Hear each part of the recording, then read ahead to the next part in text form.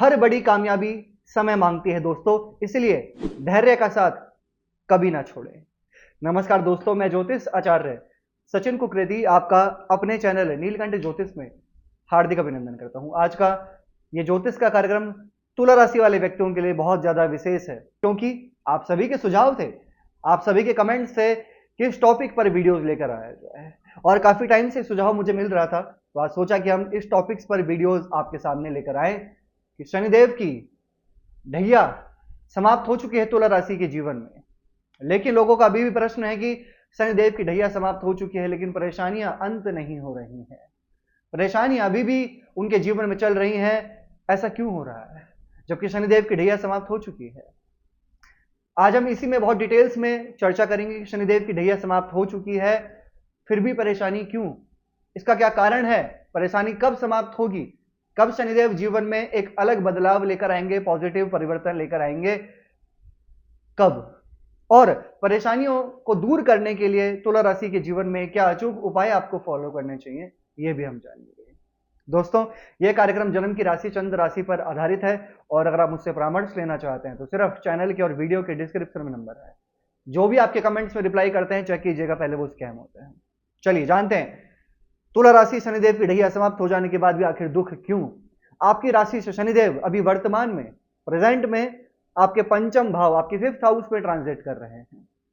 शतभिष नक्षत्र में, यानी कि राहु के नक्षत्र में गोचर कर रहे हैं अभी शनिदेव, और जून में शनिदेव वक्री यानी कि रेट्रोग्रेड हो जाएंगे आपके पंचम भाव में।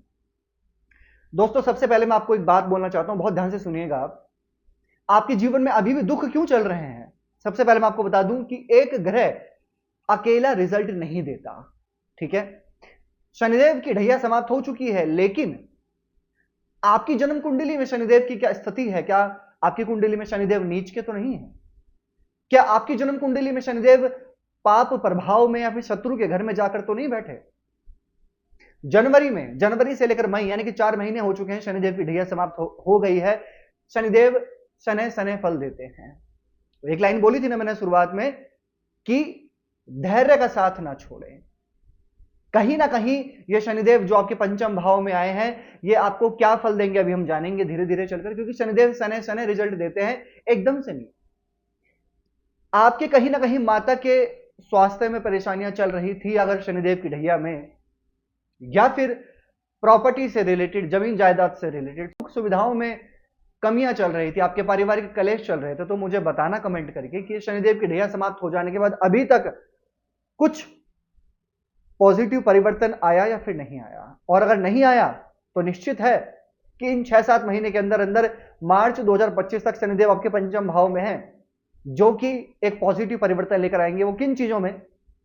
सबसे पहले तो पढ़ाई से रिलेटेड विद्यार्थियों को शनिदेव बहुत अच्छा फल देने वाले हैं। वो क्यों? क्योंकि पंचम भाव होता है शिक्षा का, पढ़ाई का होता है पंचम भाव, और शनिदेव जिस हाउस में बैठते हैं उस हाउस की वृद्धि कर देते हैं। और तुला राशि के लिए तो शनिदेव वैसे भी योग कारक ग्रह माने जाते हैं। तो पंचम भाव में बैठ के शनिदेव आपकी पढ़ाई को, आपकी शिक्षा को बहुत अच्छा बनाएंगे, आपके रिजल्ट्स को यहाँ पर अच्छा लेकर आएंगे। अगर आपका कोई एग्जाम है तो वो आपके लिए यहाँ पर बढ़िया रहेगा, बस आपको थोड़ा फोकस करना होगा। इसके साथ साथ पंचम भाव ना केवल शिक्षा का होता है, पंचम भाव संतान का भी होता है, चाइल्ड का। और पंचम भाव में शनिदेव, जो भी तुला राशि वाले व्यक्ति फीमेल हैं फिर मेल हैं, संतान पक्ष बहुत अच्छा रहेगा आपके लिए। अगर आप संतान की प्लानिंग कर रहे हैं, करना चाहते हैं, 2024 में भी करना चाहते हैं, मार्च 2025 से पहले पहले संतान का योग आपके लिए काफी अच्छा है। अगर आपका तुला राशि है फिर तुला लगन भी है, तो आपके लिए संतान का योग बहुत अच्छा दिखाई दे रहा है शनिदेव के पंचम भाव में बैठने से। और अगर पहले से ही आपकी संतान है, और अगर संतान को लेकर चिंतित थे आप पहले, उनकी पढ़ाई को लेकर, उनके स्वास्थ्य को लेकर, उनकी पर्सनल लाइफ को लेकर, तो यहाँ पर शनिदेव पंचम भाव में बैठकर आपके चाइल्ड के स्वास्थ्य में, उनके करियर में, उनकी पढ़ाई में वृद्धि लेकर आने वाले हैं निश्चित यहां पर। और जिनके भी मन में काफी सारे प्रश्न थे ना कि शनिदेव की ढैया समाप्त हो गई लेकिन दुख कम नहीं हो रहे, मैं एक बात कहना चाहूंगा आपसे कि यहां पर शनिदेव का कोई रोल नहीं है, यहां पर पूरी कुंडली का रोल होता है। कि अगर आपकी कुंडली में कहीं ना कहीं सारे प्लैनेट्स की स्थिति अच्छी नहीं है, दशा महादशा खराब है, तो 7.5 या ढैया समाप्त हो जाने के बाद भी परेशानी रहती है। तो यहां पर निश्चित अपनी कुंडली का आप एनालिसिस करवाइए। लेकिन शनिदेव यहां पर आपको बहुत अच्छे परिवर्तन अब देने वाले हैं ये 2 साल के अंदर अंदर। शनिदेव की दृष्टि आपके 7th हाउस में भी है।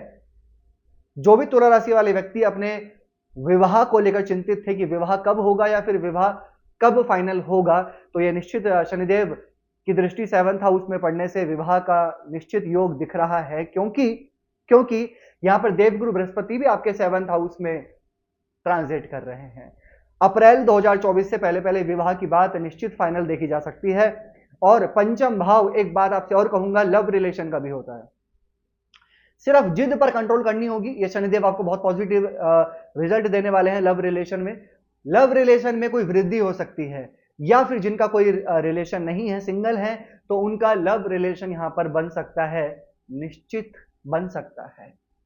कहीं ना कहीं फीलिंग्स आपकी हो सकती है, कोई रिलेशन आपका यहां पर दिखाई दे रहा है इस 2 साल के अंदर अंदर। और शनिदेव की दृष्टि 11th हाउस में भी है। हाँ, आपको अपने प्रमोशन के लिए थोड़ा यहां पर स्ट्रगल करना पड़ेगा, आपको अपनी ग्रोथ के लिए यहां पर थोड़ा भागना दौड़ना पड़ेगा, क्योंकि शनिदेव की दृष्टि यहां पर मैं देख रहा हूं कि आपके 2nd हाउस में भी पड़ रही है, जो कि आपके वाणी में कोई दोष ना डाल दे, आपको दांतों से रिलेटेड कोई तकलीफ ना हो जाए, आपको इन्फेक्शन के इश्यूज ना हो जाए, इसका थोड़ा विशेष ध्यान दीजिएगा, खासकर गले से रिलेटेड, या फिर कफ कोल्ड की समस्या ना हो जाए आपको, इसका भी थोड़ा ध्यान दीजिएगा, ठीक है। लेकिन पॉजिटिव चेंजेस शनिदेव यहां आपको ज्यादा देने वाले हैं।